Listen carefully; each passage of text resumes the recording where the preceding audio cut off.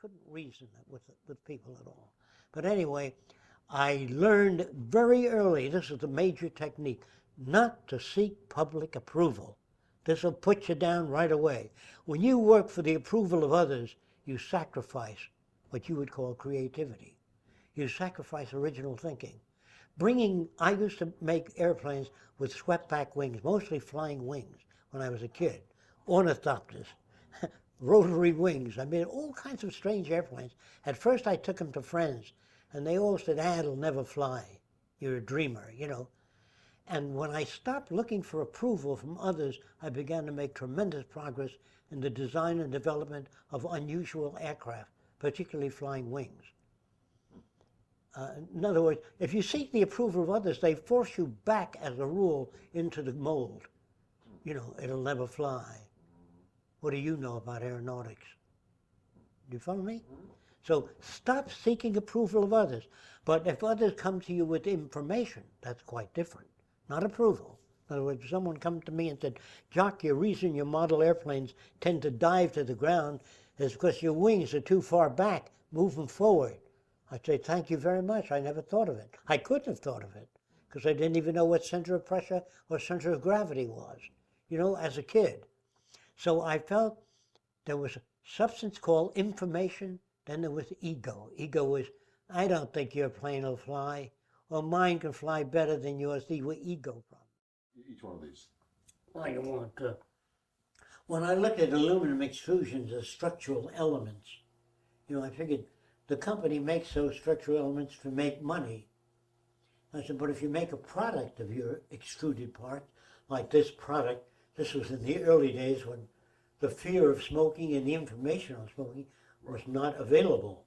So I designed a pipe rack that'll hold any size or shape pipe. And so the back end of the pipe rack held book matches. You just stuck them in there. And this held pipe cleaners. And since it was extruded and anodized, meaning it had almost a sapphire surface, it could never wear out or break down or wood rot or need varnishing. That would be guaranteed forever. So I designed these products, sold them outright, so I can go back to my lab and work on what I wanted to work on. Right. This is not what I wanted to work on. Right. This is what I had to do to enter a product that's not competitive. Right. Most pipe racks were made of wood and varnished, you know, and personally, I like the touch of wood and all that sort of crap. Then I designed a unit for draftsmen that would hold all their pencils, their triangles, so it didn't clutter up their working space. And I told the aluminum company to give them to draftsmen free, just say when designing, think of aluminum, extrusions, you know. And since it'd always be in front of draftsmen, never wear out, always hold their racks, it would do more for business. I had to sell them on that. So they bought, I think, 600 or 700 of the extrusions to give out to draftsmen. They were extruding my product. Right. So I told them all the extrusions they turn out are not money makers. You can make products. I try to say, to get them to install a department of extrusion design to make thousands of products. Right. But they said, well, no, we only extrude for industry. You know, we don't want to compete with them. So anyway, then I designed different types of instruments that would hold drafting materials because I was in that field that time. But when you put it on a table, I put this lip underneath so it wouldn't slide down the drafting table. Right. Then I looked at rulers made of wood. Right. And they were all rotting away and the leading edge dented. And they dirty your drawing because the ruler rested on your drawing. So I just put 2 resting points under there. So, and also ink wouldn't run under because capillary action would draw the ink under ordinary rulers. So this was boosted up off the paper. And it was the only ruler you can pick up and hold and measure with. It was difficult to pick up a ruler. So I sold thousands of these and many other products outright because I didn't want to be distracted from my work. Right. And I go back to the lab, and unfortunately, being a lousy businessman, I used to spend my savings, whatever I earned, on what equipment that I needed. And during the the severe depression, I did a play where I played 7 different people, and I won the RKO amateur night, and I was just about 14 years old.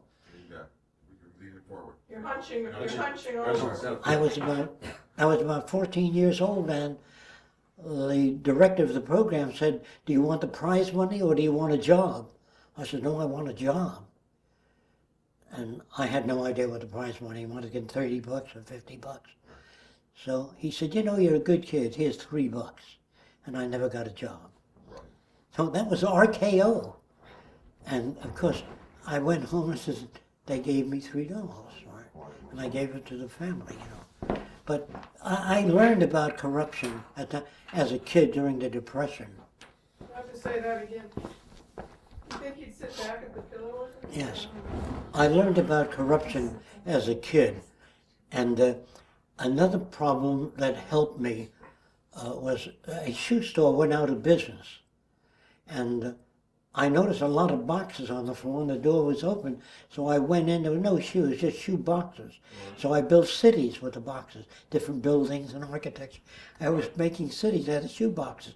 And it looked great to me. And the policeman came in.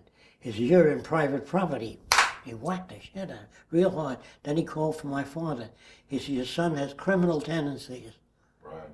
And I said, "What'd he do?" "He went to this store and he's moving things around." And I said, "He's just a kid, he's just playing." No, he said, "You gotta watch out, those criminal tendencies start real early." And I heard that clearly, and my image of a policeman went down 1 point in those days, or 2 points. Then there was, and I went to synagogues, and I went to different kinds of churches. And then I went to a place where they had the Baha'i World Faith, and that sounded more reasonable, more humane. And then I went to another church called the Unitarian Church, and that sounded more humane and more concerned with questioning things, and they didn't ridicule you. And attending one religious group where the minister said nature was so wonderful, and I said, "Oh, he said that it rains to make the plants grow, and when you consider all those things, you see a pattern that makes sense."